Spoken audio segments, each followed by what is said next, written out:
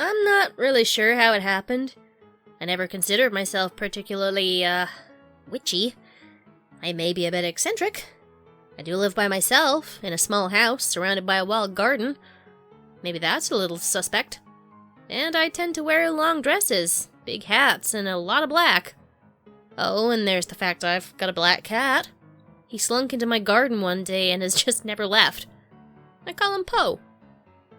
Okay, I guess I can kinda see where they got the idea. And I'll admit that I didn't do much to discourage it. I wouldn't have the first idea how to, anyway. What am I gonna do? Wear a sign that says, "Just FYI, I'm definitely not a witch"? Yeah, I'm sure that'll go over well. Some of the kids were afraid of me. Some of them intrigued. A few of them laughed and jeered, but an icy glare took care of that most of the time. To be honest, it isn't something I worried about or thought of much. Not until Timothy Baker came knocking at my door. It was just a few weeks before Halloween. I remember because I'd already decorated. I had pumpkins all over the porch and cobwebs hanging over the bamboo archway that covered the path to the front door. I'd even stuck a broom outside my door just to keep the kids guessing. I'd just pulled a batch of bat-shaped pumpkin-flavored cookies out of the oven when I heard the knocking. "In a minute!" I shouted, pulling off my oven mitts and stepping over to the door. I was expecting the mailman, or maybe Mrs. Wilford from next door, who promised to come share her favorite pumpkin bar recipe with me sometime. Instead, it was a little boy. He had shaggy blonde hair and was wearing baggy clothing, clearly hand-me-downs from the wear and tear. He must have been 9, maybe 10, but his frame was slight, his cheeks hollowed out. He had skinned-up knees and a bruise along his left cheekbone. More importantly, his eyes were fixed down at the ground and he was trembling from head to toe. "Yes? Can I help you?" I asked. He took a shaky breath. I'm here to ask for a favor. I cocked my head as I stared at him. He still wouldn't look up at me. "A favor? From me?" I brought you something, he mumbled, and I saw that, indeed, he did have a bag clutched in his hand. I read you're supposed to bring an offering when you ask a witch for help. For a moment, I was speechless, uncertain. I looked around and saw that the boy was well and truly alone. He was also terrified, and I was worried he was going to pass out on my front step. Well then, I suppose you better come inside." The boy paled even further. Do you promise not to eat me? I smiled. "I promise." Witches can't go back on promises. "No, they can't. So, you know you're safe then, don't you?" Even so, it took a few minutes for him to gather the courage to follow me inside. By the time he did, I'd already set out a few cookies for him and a glass of milk. "Okay." I gestured for him to sit down. "Let's start with this. What's your name?" Timothy Baker. "And what is it you'd like me to do?" He gulped and set his bag on the table. I want you to kill my brother. I took a deep breath, and for one long second, didn't say anything. This was bad. I should not have asked the kid inside. I should not have gotten involved. You know, fratricide is frowned upon in most places. Timothy frowned. What's that?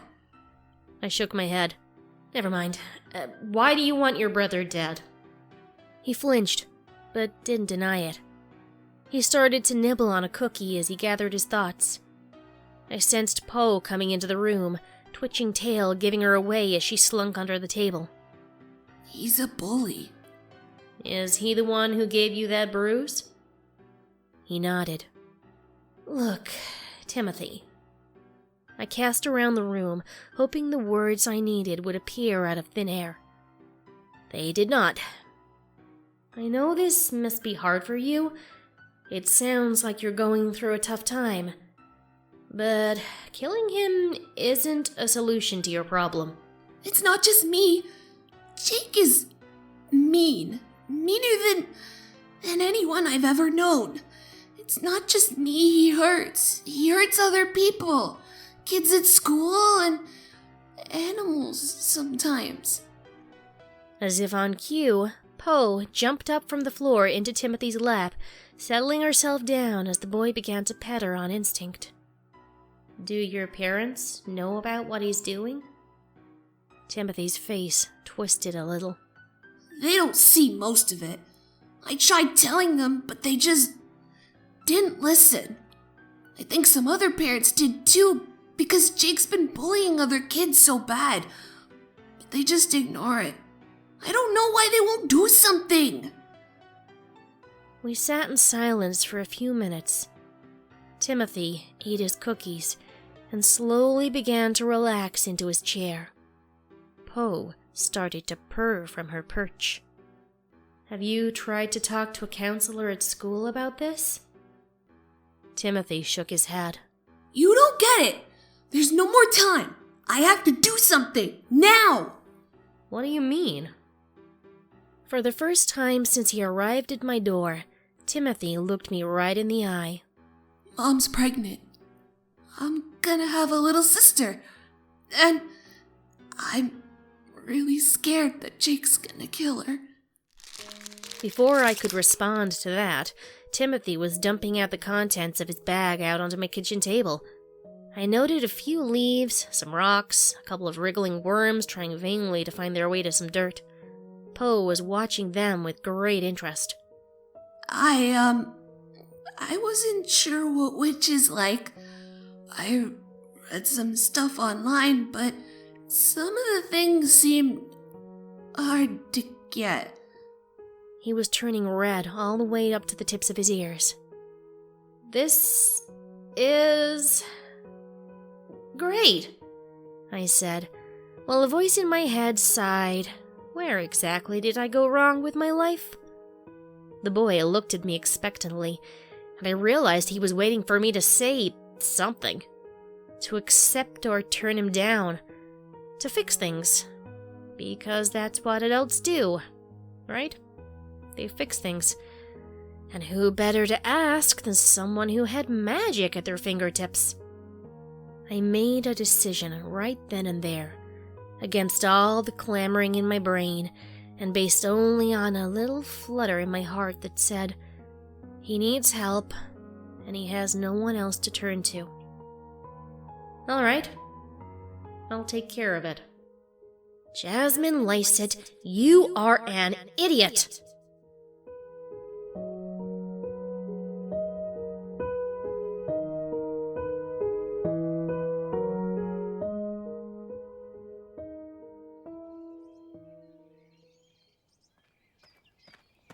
I walked through town, my brain pounding away at what appeared to be an unsolvable riddle, wondering why I'd agree to help in the first place.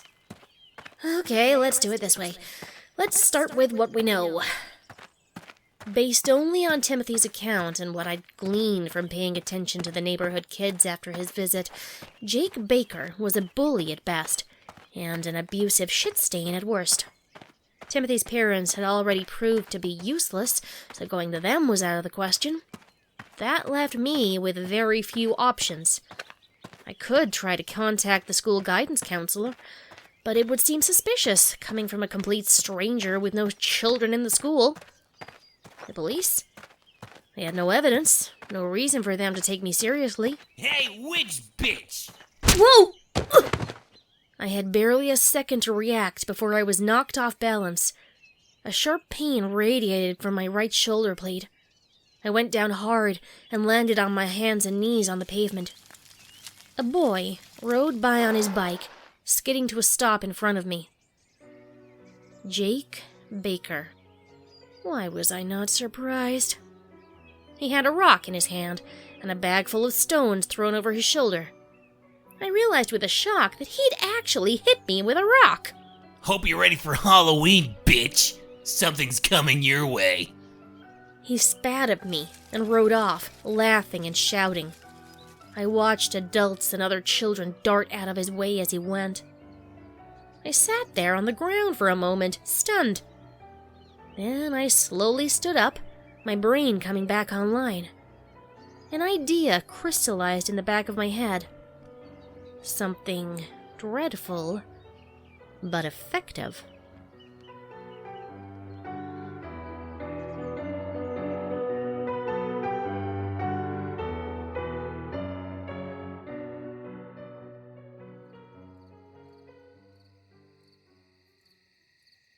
October 31st. I had everything in place for that night. I had buckets of candy ready for the children, along with caramel apples for anyone who wanted one. I did not anticipate too many children, given my reputation. Plus, I'd done a little redecorating in my yard. I'd turned my entire property into a makeshift cemetery, complete with skeletons, ghosts, and headstones. I'd scatter patches of dirt here and there, stuck zombie hands in them, and went the extra mile to make it look authentic. As fabulous as it looked, I was sure the children would find it a bit too daunting. I was especially proud of my jack-o'-lantern display at the rightmost edge of the yard, pushed right up against the tall wooden fence.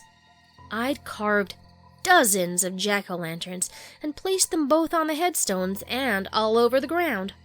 Their candles fluttered in the breeze, but stubbornly remained lit. Poe tried to swat at a few of them before I banished her back into the house. My predictions turned out to be correct.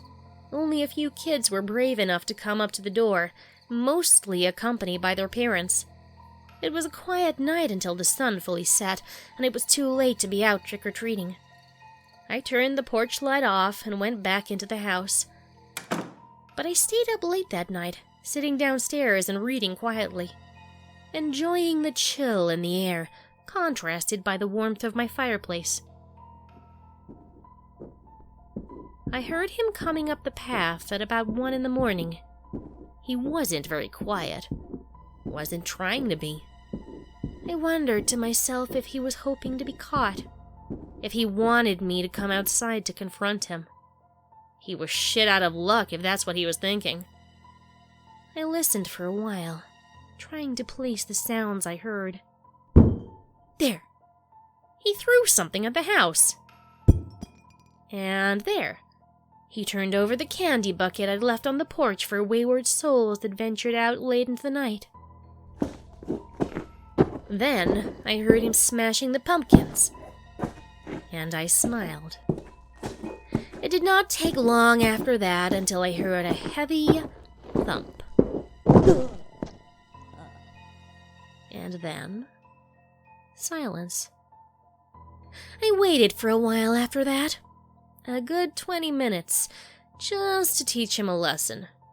Then, with a sigh, I stood up from my chair, grabbed my flashlight, and walked outside. There were still a few pumpkins left. They gave off just enough light to warn me of the edges of the hole in my yard. I stepped to the edge and shined my flashlight inside.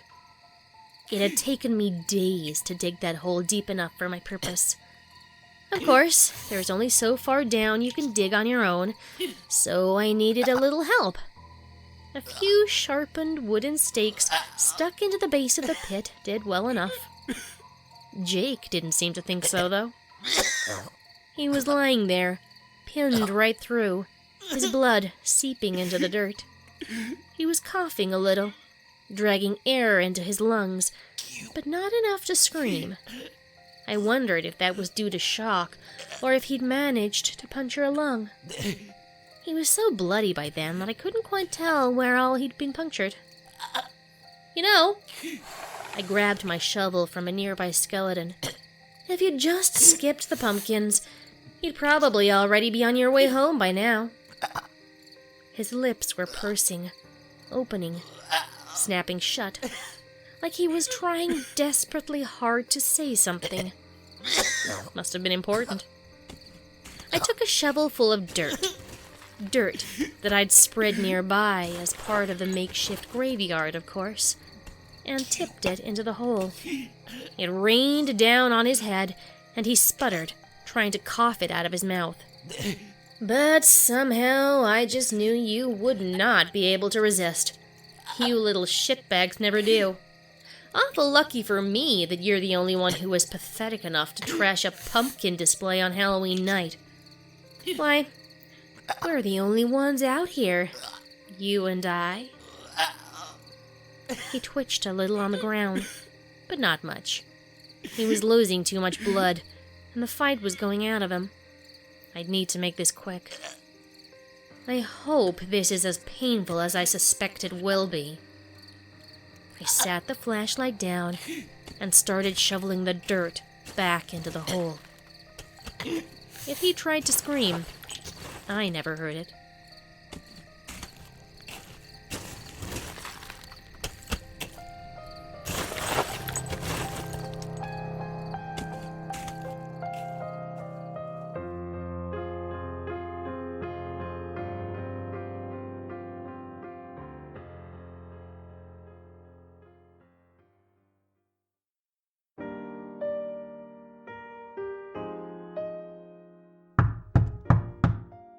Nearly a year later, another knock came on my door. It was almost Halloween once again, and I was busy carving jack-o'-lanterns. I'd decided to make my yard pumpkin-themed that year. I was going to have lit pumpkins all over the yard. I expected many more children that time around, so I wanted everything to look perfect. It's funny. Within the last year, the children in town seemed to have a change of heart about me. They still thought I was a witch, of course, but now they seemed to have decided that I was a good witch. They'd come by and play in my yard after school more often than not, bringing along little treats for Poe. I always had treats for them in return. I got to know the local parents, too. So I wasn't surprised when the knocking came at my door. But I was a little surprised to see who was standing there, with apple-red cheeks and a dazzling smile. Timothy Baker! My own smile grew to match his. It's been quite some time since I've seen you. Why don't you come in?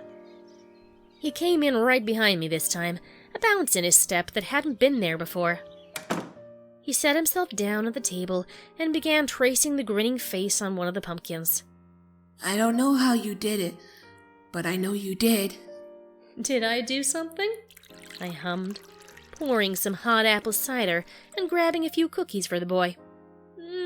I can't say that I remember. That's okay. His grin showed off a missing front tooth. I won't tell anyone your secret, but I brought you something as a thank you. He set the manila envelope on the table. Don't open it till I'm gone. All right. How's your baby sister? She's great. Her name's Allison. She'll turn 1 this December. We chatted for a bit longer before he got up to go. Bye. See you on Halloween. He dashed down the front path, and I watched him go, my eyes drifting over to a patch of green that was just a little fresher than the rest. Soon, it would begin to grow brittle and gray as the snow came. But for now, everything hung in the balance between life and death. I turned back inside and tore open the envelope. A small ornament dropped into my palm, clearly handmade from clay. It was a happy, grinning jack-o'-lantern. Not for the first time, I wondered how much Timothy had guessed of the truth. With a smile, I hung the little bauble by my window and turned back to my own pumpkins. After all, there were only a few days left, and everything had to be just right. Happy Halloween!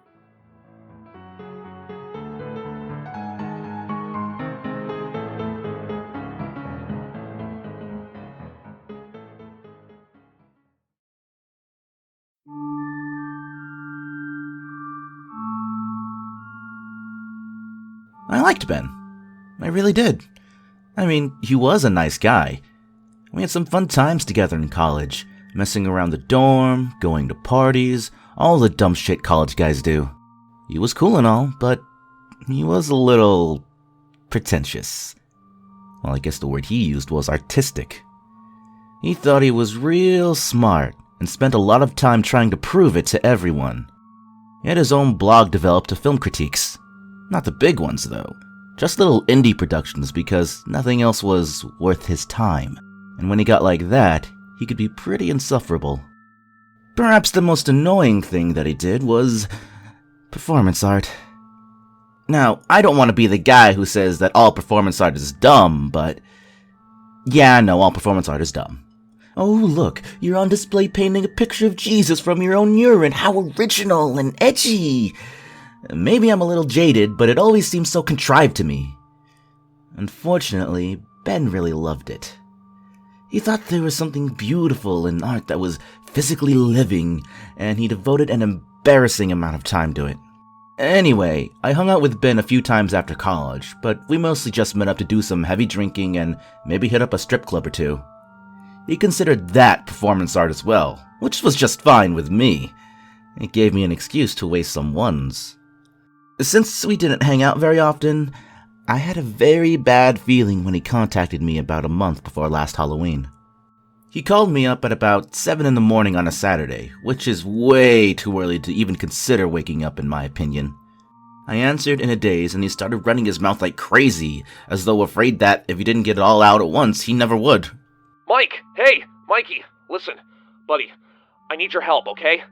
Okay, I've got this idea for a performance, and, well, it's gonna be killer, you know? So good! It's going down on Halloween. Can you come help? Look, I'll even pay you, man. $50. So how about it? Now, I've never cared much about Halloween one way or the other, and I'm a pretty easy guy. $50 to probably just sit there and run a fog machine or some bullshit? Sign me up. For the right price, I could even pretend that I wanted to be there. Besides, what else are friends for? A few days later, he gave me the details. To be honest, I was a little shocked when he sent the email. I know that performance art is intended to be edgy, it can sometimes get a little dangerous, but this seemed downright negligent.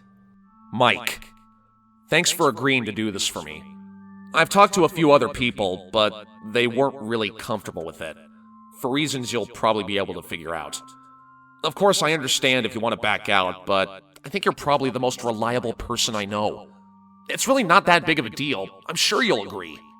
As I'm sure you've noticed, vampires have become more prominent in the media as of late. I say vampires because they're beginning to deviate so wildly from the traditional myths that they resemble forest fairies more than anything else. Altruistic, sparkly, whiny. Give me a break. We need more Dracula. We need more Carmilla. We need more death, destruction, and blood. My performance will center on the theme of rebirthing the vampire. For the vampire to be reborn, he must first be buried. To turn people's attentions back to the myths of old, I will be doing just that. I will be burying the vampire.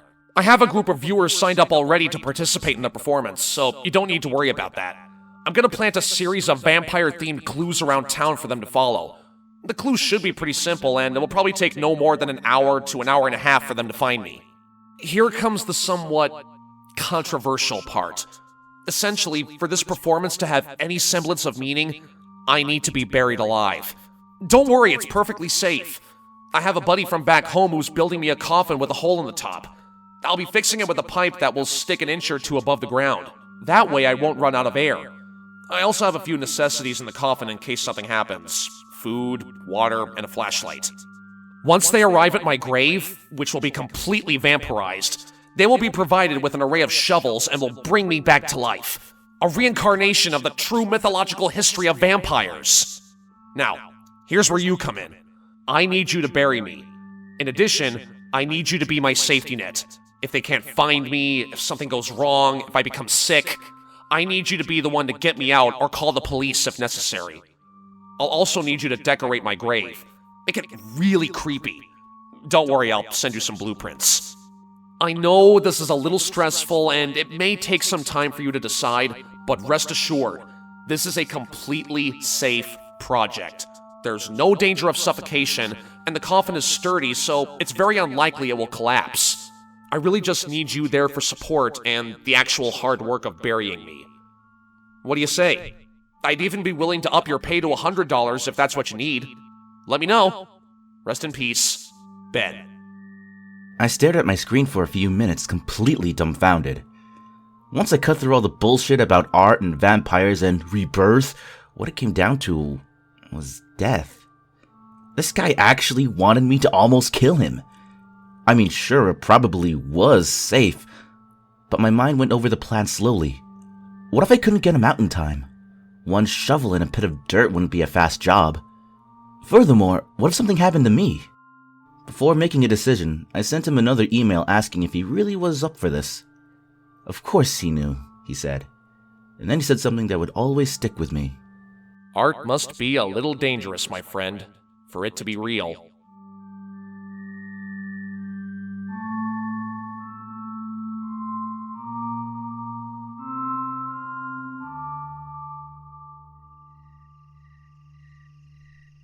A month later, I found myself standing at the foot of a grave. It was 6 feet deep and perfectly rectangular. Sitting at the bottom was a tapered coffin covered in black lacquer, a white skull painted at the top. In the eye of the skull was a hole just big enough for the PVC pipe. Stenciled underneath was a line from Dracula, "Dann die Toten leiten schnell," for the dead travel fast, however you say it. I stood there like an idiot, waiting for Ben to show up. In the end, I decided to go along with his stupid gig. Ben was a stubborn bastard, and if I didn't help him, someone else would. At least, that's the justification I gave myself. But the real reason was that, deep inside my heart, his words were still echoing. Art must be a little dangerous for it to be real. I'd ended up doing a little more work than I had intended. For one, I had to place his stupid clues around the city. It wasn't hard work, but it took some time to get them all in the proper places. Luckily for Ben, they were pretty obvious clues. There was no need to worry that his participants would be unable to find him. Ben had set up the grave and coffin a few days prior to Halloween. It was out in the woods, just on the outskirts of town, no chance of it being disturbed. I tried to talk him out of burying the whole 6 feet down. "Hey man, if something happens and I need to get you out fast, what can I do? I mean, can't you put it closer to the surface?" Ben had just shaken his head in exasperation. You just don't get it, do you? It has to be done right. Remember what I told you. Art must be a little dangerous for it to be real. So I shrugged and let him mess around with whatever dumbassery would get him off. I was just beginning to wonder if I should have brought more beer, for this promised to be a very long night, when Ben showed up. I had to restrain my laughter when I saw his getup. A cheap Dracula costume from Walmart had never looked so pathetic, especially when topped off with those cheap-looking plastic fangs. He'd even greased his hair back and painted on a fake-looking widow's peak. I couldn't resist.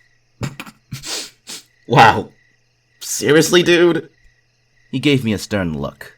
It's a comment on the commercialization of vampires and horror as we know it today.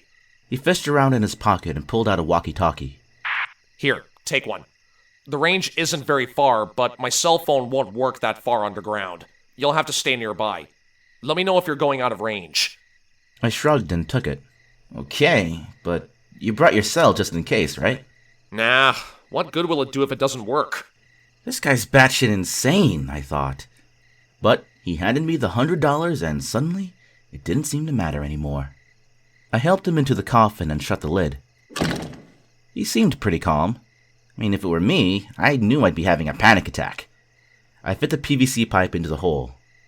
It slid in perfectly snug. I climbed out of the coffin and grabbed my shovel, taking one last look at the shiny black peeking out from the dirt. With a resigned shrug, I started to shovel in the dirt. Okay, well, he asked for this, I thought. It took almost a full hour to get all that dirt piled in. The PVC pipe was just barely visible over the grave. I piled the earth around it to hide it as best I could. Then I set up the rest of the grave. A hideously gothic headstone made of styrofoam and cheap Walmart flowers. Once it was finally finished, I sat back against the tree and waited. There was an awful lot of waiting to be done. 3 hours later, and his participants still hadn't come. He buzzed in on the walkie-talkie a few times, asking if they'd shown up. I continually answered in the negative, wondering how long he'd be willing to keep up this charade. He must be getting worried, I thought, staring at my watch. It was already 10 p.m., and not a soul to be seen. Hey, Mike. Something must have happened. I don't think they're coming. Can you get me out of here? Ben's voice crackled and faded in and out of the static fuzz. I took another swig of my beer and heaved a sigh. Of course they weren't coming. They were frantically searching for the last clue. My hand crept into my pocket as I felt it folded there, the creases poking at the soft flesh of my palm. Mike, are you there? Did you go out of range? Mike? Are you there? I turned the walkie-talkie off. I didn't need it anymore, anyway. Carefully, I picked up a handful of disturbed earth from the top of the makeshift grave, and I poured it down the pipe and listened. I heard the muffled exclamation, the series of expletives. I thought I could hear a thumping sound. He must be hitting the top of the coffin. I smiled a little to myself as I poured some more dirt in through the pipe. Ben's struggles got louder, and I felt a certain heat rising up inside me. Oh, I knew it could be good, but I didn't know it could be this good. This was incredible. This was perfect. Eventually, I grew bored of shoving the earth down into the coffin. I could hear Ben screaming and sobbing reverberating up the pipe. I yanked a handkerchief out of my back pocket and stuffed it in the pipe. I made sure to plug it up good and tight. It would only be a matter of time now. Assuming he could regulate his breathing, he could possibly have a few more hours. But I knew he was panicking, and that would simply serve to shorten his time. The pounding grew weaker as I finished my beer. Once I was certain there was no saving him, I went to finish my work.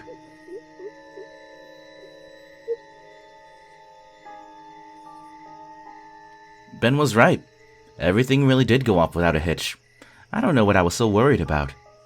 I'd gone to find his lost sheep, the wayward participants who were scrambling in frustration for the last clue. I scolded them for making us wait so long, and acted the part of the reluctant friend indulging his lunatic companion. I took them out to the grave. It was now past midnight. They sat hushed as I gave the stupid speech that Ben had prepared for me. Everything seemed normal, and I'd made sure to stow the rag before anyone can see it. Friends, foes, everyone in between. Tonight, we gather to resurrect the ancient horror that has plagued mankind for centuries. Its tale, once a gruesome epic of blood and seduction, has become nothing more than commercialized fodder as society has aged. Now, the time has come for the phoenix to burn and rise again. So too shall the blood-soaked visage of the vampire. My voice resonated throughout the woods, and the morons in attendance clapped as they all reached for their shovels. We dug him up in about half an hour. It was much faster work with this host of suckers. It was good that we'd reached the coffin quickly, because I could barely contain my excitement. 2 of the men opened the coffin and screamed. The women leaned in over the grave to peek as well, full of expectancy. There was something dreadful about the scene, to be sure. Ben's face had gone gray, sprayed over with a few specks of dirt. His hands were bloody, his fingernails pried off. Deep scratches decorated the top of the lid. The men who had opened his tomb dragged him out in a panic, unsure if this was part of the performance or not. A few moments of silent listening at his chest produced no heartbeat. The proclamation was definitive. He was dead. They screamed. They called the police. They alternatively looked at his body and shielded themselves from its horror, enraptured yet struggling. They ignored me. But that was fine. It was fine because they were admiring my work, the work of the real artist. Finally, I had been given this opportunity to prove my worth. Finally, I had found my sacrificial lamb. And it had been a rousing success. The raging heat in my body affirmed that much. I didn't even care if I was caught, so long as I could have this moment to hold for the rest of my life. Ben was right. I should have known. A man of principle never lies. And I owe him a debt of gratitude for realizing the artist within me. Art must be a little dangerous for it to be real.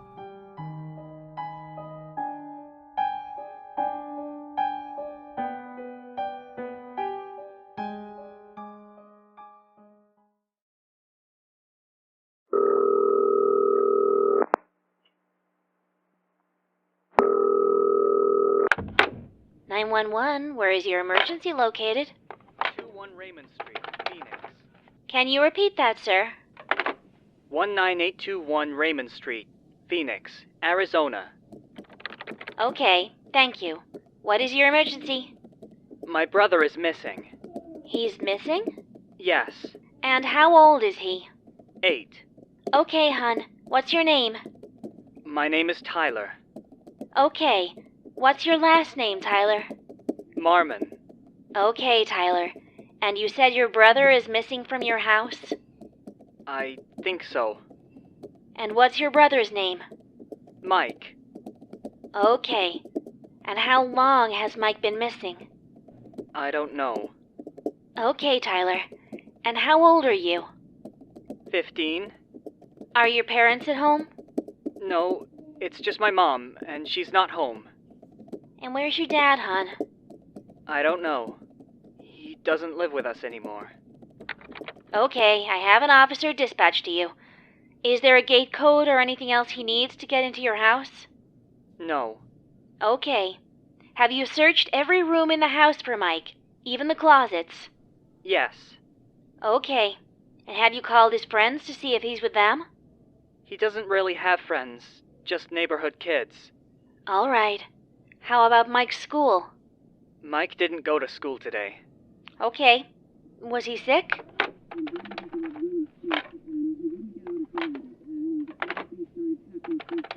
What's that, hon? Mom won't talk to me anymore. And, yes. He was sick. Yeah. Okay. Where is your mom right now, Tyler? She's downstairs. Okay.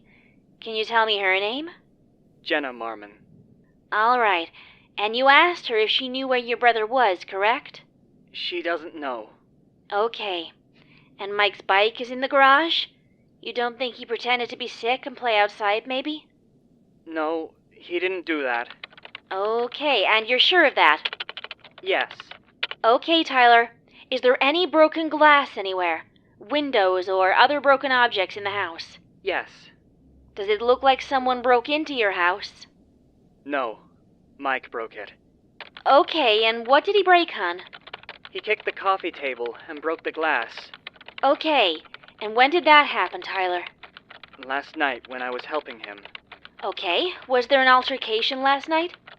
Yes, he was sick, but I was helping him and he didn't want me to. Okay, what were you doing to help your brother, Tyler? I was trying to get the evil spirit out of him. An evil spirit? Sort of like a demon. It's been possessing him for almost a month, but this time it's really bad. And then he started smashing things and becoming really angry. And then it got a hold of him. He was saying really bad things about me and my mom. You think Mike is possessed by an evil spirit? Yeah, he and my mom both were. Why do you think your mom was possessed, Tyler? Because she would do sins to me. Do sinful things to me. Can you tell me what kinds of things? Just bad things. But it wasn't her fault. It was the demon inside her. That's how Mike knew about it. And what happened last night? I decided to save them, and Mike broke the table when I decided to get it out. And how did you do that? I cut the demons out. You did what, hon? I cut the demons out. Tyler, are there any guns in the house? No. Okay, I want you to go and look out the window. Do you see any police cars or hear any sirens? No. Can you ask them to hurry? I'm scared. They're coming as fast as they can, hon. I promise. I just need you to stay calm. Okay. So how did you cut the demons out, Tyler? Through their heads? Through their heads? Yeah. It's the only way to save them. Okay, and you cut them on their heads. Yeah, but now my brother is gone. And where is your mom, Tyler? She's still downstairs. Okay. And upstairs. Can you clarify what you mean? Can you repeat that, Tyler? Hold the phone to your mouth, hon. Yeah. Her body is downstairs in the basement, but her head is upstairs in the kitchen. You cut your mom's head off? Yeah, to save her. There was a demon in her, and that was the only way to get it out. Okay. Do you have any weapons on your person, Tyler? No. Okay. When the police get there, I will need you to raise your arms over your head and come outside, okay? Okay. Did you cut your brother, too? Yes. And he survived? No. He's died too. Okay. But his body is missing. Yes. Is it possible he survived and ran away? No. He died, but he must have come back. Okay, Tyler. I have his head too. You have his head? Yeah. I kept their heads for burial at St. Augustine Episcopalian. They're in the kitchen. I'm in my room right now. So, Tyler... But his body isn't in the basement anymore. It's missing. It was there when I went to sleep, but now it's gone. But my mom is still down there, though. Okay, help is on the way, Tyler. Okay. Hurry. I don't know where he went. The officers will find your brother, Tyler. Someone's knocking on the door. Okay, remember to keep your hands raised when the officers enter, so... No, they're knocking on my bedroom door. There's someone in the house with you? Just my brother. But he's not my brother anymore. You think your brother is knocking on your bedroom door? Yeah, I think he's mad at what I did. I'm not gonna open it. Okay, don't open the door. The officers will be there any minute. He's putting his fingers under the door. Okay, Tyler, hang on. His fingers are gray. Can you make them come faster? Please? They're coming as fast as they can, honey. I promise. Help is coming for you. Just remember to do everything the officers... I don't have a lock on my door. He's gonna come in. Are they here yet? I don't hear any sirens. I'm scared. Just hold on, Tyler. Too scared to hold the knob. His blood is seeping through the carpet under the door. I don't want to go over there. Okay, hon. Just listen to my voice. Can you tell me if you take any medication? What should I do? He's gonna come in. Okay, Tyler. No, go away. No, help me. Oh my God, help me. He's, oh my God. Tyler? Tyler! Tyler! He's killing me! Tyler? Tyler?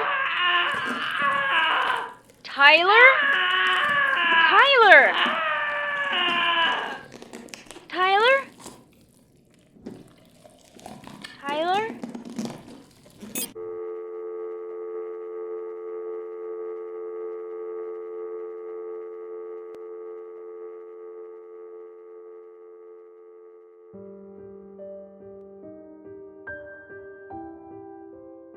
Phoenix, Arizona, January 9th, 2015. Good evening. This is Sam Newberry with Fox 10 News. Residents of a Paradise Valley suburb awoke on the morning of January 9th, 2015, to yellow crime scene tape wrapped around an armada of flashing red and blue lights. Law enforcement's attention was held by a small, unassuming house on the corner of Raymond and 24th Place, a house owned by Jennifer Marmon, where she lived with her two children, 15-year-old Tyler Marmon and 8-year-old Michael Marmon.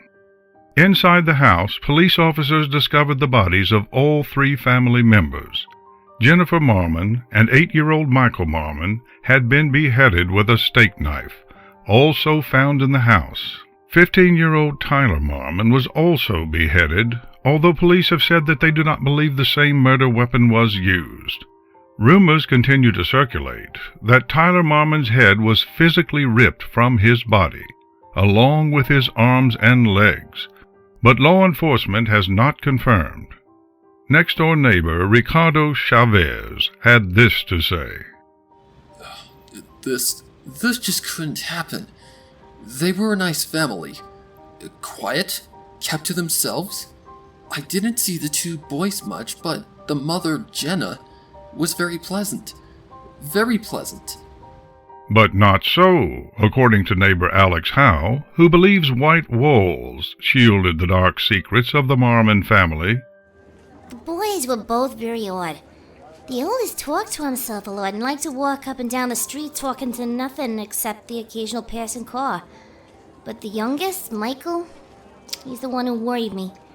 He saw everything, watched everything. There was something not right about that one. I'm sorry for what happened to that family, but I don't know. They weren't normal. For now, police have not shared any leads they may have on a suspect, and the house remains surrounded by yellow crime scene tape. Cadaver dogs and forensics teams continue to search the property and surrounding neighborhoods, leading some to speculate that not all body parts have been recovered.